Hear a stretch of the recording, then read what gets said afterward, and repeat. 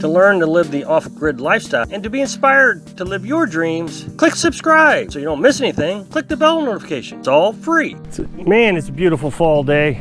The tree colors are just really, I hate to use this term, but I don't know any other term to use, popping today. It's just, they're beautiful. And once again, don't trust the weatherman. This morning I got up, started the generator because it said it was going to be cloudy all day. So I started the generator for a couple hours, charged batteries, and then the sun popped up and just turned into this, beautiful day. It's actually pretty nice out. It's like 65 degrees. So today I came out and I started checking the firewood. YouTube experts always tell me that if you have a video that does well, you should repeat that video. As a matter of fact, living on a dime to get rich, she is a friend of mine. Her name's Tara, and she took a YouTube class. And she actually tells you to make videos that are in buckets. So you check out this bucket and see how well it does. Well, a bucket would be like a series of videos, 5 videos or so, of firewood or wood burning stoves or something like that. Well, the wood burning stoves have been doing really good, and so have the firewood videos. So I was going to talk about firewood a little bit today. Now, I have some other videos that I'd like you to check out. I'll put a link to those videos. It's about the wood stove. I'll put a link to that at the end of this video, and it'll be right here next to my face. Either, I don't know which side, I always get confused. It tells the algorithm that you like these firewood and wood stove videos, and so they'll promote it more. I appreciate it. Also, you'll learn about wood stoves. I wanted to go through firewood and talk about all the intricacies of them. Today I was testing the firewood, making sure that my firewood is dry. Firewood's supposed to be at 20% or less on these new wood stoves, which you'll learn about that in the video that I'll put in the link here. So last August, I cut up a tree that had fallen in the spring down here at the city park. It was massive. I mean, it was huge. I don't know, probably 4 feet around. And the limbs themselves were 14 inches. And many of you will probably remember those videos that I made last year. So this here, what you see here, is from that tree. You'll start to see color variations. See how gray this firewood is right here? It's real gray. That the sun has dried that. The sun and the air, and it turns it gray. Whereas you come over here to this side, this is all brand new firewood that we just got recently. And you see that it's a tannish color. It hasn't dried yet. You walk over to this side and you still smell the aroma coming off of it, all that water. If you measure this right now, it'll be anywhere from 35 to 40% moisture. Well, oak and hickory, a few other breeds take a long time to dry. Oak can take anywhere from a year to 2 years to dry. So I'm actually kind of concerned about this oak here because I got it last August. It's not 2 years old yet. Now, the tree did fall down in the spring. So all the leaves had already dried on that. The leaves are trying to suck the water out of the tree. It's probably 30% by then. If you cut down a fresh tree in the springtime, you can get moisture levels up to 50%. So those leaves had sucked a lot out. I'm almost at 2 years now, about a year and a half on this. So I'm hoping, of course, that it's dry. So this morning I've been testing it. There's a few ways you can test it. One, you can see if it has changed color like this. The other thing is if you pick up a piece of wood that has dried for a long time in comparison to a piece this size, if they're about the same size, you'll feel the weight difference. This is much heavier than that over there. Another sign that it's dry is you get this hollow sound. I'm going to use this piece because it's got a chip here, so you can hear the hollowness of it. But you come over here and you hit this over here, it's like hitting on a piece of concrete. It's very solid. There's not that hollow sound. I don't know if you can hear that, but it's much denser. Another thing you'll see is it starts to crack all through it. And here's a good piece. This is walnut here, but you can see the cracks. Now, walnut only takes about 6 months to dry. So we got sycamore and walnut. Those woods are less dense than oak. Oak is one of the densest woods there are. And oak has like almost 30 million BTUs per cord of wood. Whereas like oak and sycamore, they only have 24 million BTUs per cord of wood. So they just don't burn as much, they don't leave as much coals. So these kind of woods you want to burn early in the season. Sycamore, walnut, poplar is another one. Burn it early in the season when it's not very cold. And then when you get to the colder temperatures, that's when you'll move over into oak. Now, I wish I had enough room where I could segregate all my firewood. Oak, you know, the oldest oak, the newest oak, separate the walnut, separate the sycamore, separate the poplar, but I just don't have enough room. So I kind of have to remember where I've put everything. So I know I got oak here, oak's over, another oak over here, hickory is here. Hickory is a lot more dense than oak, and I just don't have a lot of hickory, but that's right here. So once I'm done with the sycamore, I got sycamore up on the porch and in the house. I've been using it so far this season. Then I'll move into the walnut.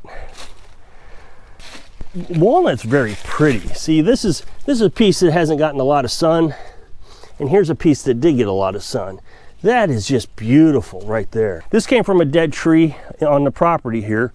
So the problem is I'll have to pull this out. Now the walnut is mixed in with newer oak. So this oak, I started splitting it late winter last year, or this year. So February time frame. Right now it's November. So that's not even 6 or 8 months old. So everything's mixed up. So what I'll have to do is I'll get the walnut out of here. I'll fill it in with oak. Now, it being fall time, this is the time of year you want to start cutting your firewood, cutting your trees down. I would actually wait until all the leaves are off of it. Because what happens is the moisture is leaving the trees right now. The trees are preparing for winter. If they were full of water, 50% or whatever, when the first big freeze came, then the wood would start to split and break and the trees would die. So it gets rid of the water through the leaves. The leaves are dying, the tree is kind of going in hibernation mode. Just call it dying for lack of a better term. Now, we don't do that. That's a big problem with us, is if we were to cut trees down, that's what we would do. But right now, we've been getting free firewood from people around on Facebook Marketplace. So they usually cut that down in the springtime. They're wanting to do some spring cleaning on their property, so they cut down a tree. Well, it's fully moisturized, is I guess the way you want to put it. So every piece of wood we get is 50% or more. It's pretty hefty in water. Now, the problem is if you start burning wet wood in these new fireplaces, it builds up creosote. One thing it will do is in these new wood stoves, it's impossible to light. We know this because last year, that's all we had. We only had wet wood. We struggled all winter when we moved in this house. The first thing we noticed, the chimney got a blue stain on it. It almost looked like the chimney had caught on fire. What that was is that water was dripping off the chimney and attaching itself to the outside of the chimney. I had to Google it to make sure we didn't have a chimney fire. Well, when you climb up on the roof, you will see big hunks of tarry substance on the roof. The stuff is actually raining down from the chimney onto the roof. Well, that's hot. Fortunately, we have a metal roof, but that hot, if you had shingles, could be very dangerous. It could catch the shingles on fire. It will stain shingles, whereas the metal roof, all that washes off over the summer. You don't see the blue stain on the chimney anymore because it washed off.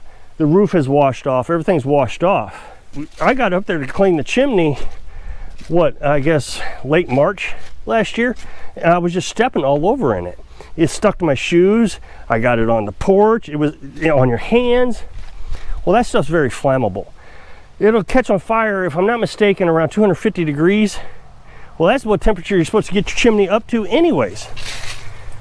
Well, we did have a fire in it twice that I'm aware of. The first time it caught fire was right there at the peak. And I saw a big puff of smoke flying over here. And I thought, oh my goodness, we got a problem, the house is on fire. I mean, it was just massive amount of smoke. I came outside and flames were still on that chimney top. What happens is a spark comes up, hits that, and catches on fire.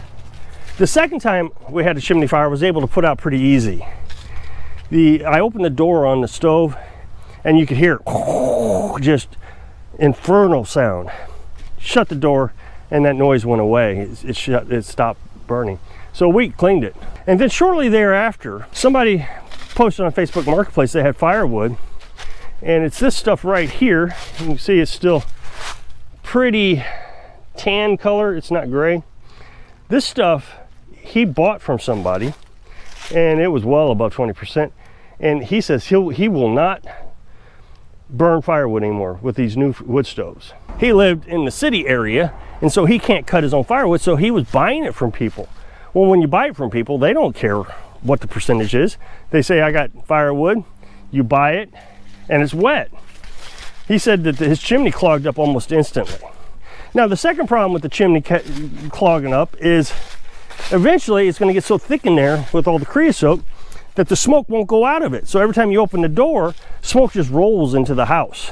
It also will keep it from lighting, because now you don't have that draft. You got to have a draft. Like I said, today I came out, I grabbed a couple pieces, and I split them, because you want to split it down the center, and then you can actually test it. So you got the smell, the looks, the weight, the feel, the hollowness, and then you use your moisture tester in the center. So you split it, you grab it, and you grab the center of it, and you just take these two prongs here, and you shove it into the meat of the wood, and it tells you what the moisture is. Now this is not split here, but I'm just going to run it in there, and that says 10.911% moisture. Now these moisture testers, they're pretty cheap. They're probably like $20 or $30. You can get them on Amazon. So if you'll check out that video that you see on the screen here, either side of my face, I'm not sure where, you'll learn about the wood stove a little bit more. So I hope I can inspire you to be excited about your dream. Thanks for watching.